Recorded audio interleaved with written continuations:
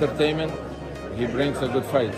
Nagbigay na mahigpit na utos ang manager ni Cuadro Alas na si Egis Climas sa A-Sign Boxing Promotion na kung matatalo nga ng ating pambato etong si Akaho sa Disyembre 3 ay kailangan muling maghanap sa lalong madaling panahon ang A-Sign Boxing Promotion ng isang title fight para kay Alas. At dito nga po ay naka-line up na ang mga Asian boxers na may mga hawak na minor belts sa 122 upang itapat sa ating pambato. At kung ito ay hindi maisasakatuparan sa lalong madaling panahon, ay nangako si Climas na ito ay kukuha ng mga pantapat kay Alas mula sa bansang Russia at Ukraine upang ipakain sa ating pambato. At sa mga hindi po nakakaalam, halos lahat ng mga boxers na hawak ngayon ni Climas ay nagmula sa bansang Russia at Ukraine. Ganun pa man, sa mga sandaling ito ay binibigyan ng pagkakataon ni Climas itong nasabing Japanese promotion upang magbigay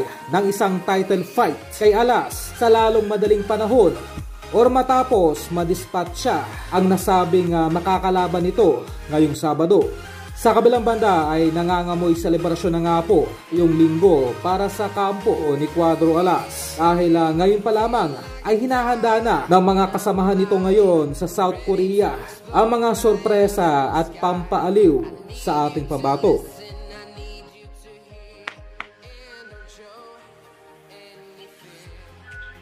Sulit na kayo mana talo. Sulit ang tingog ko.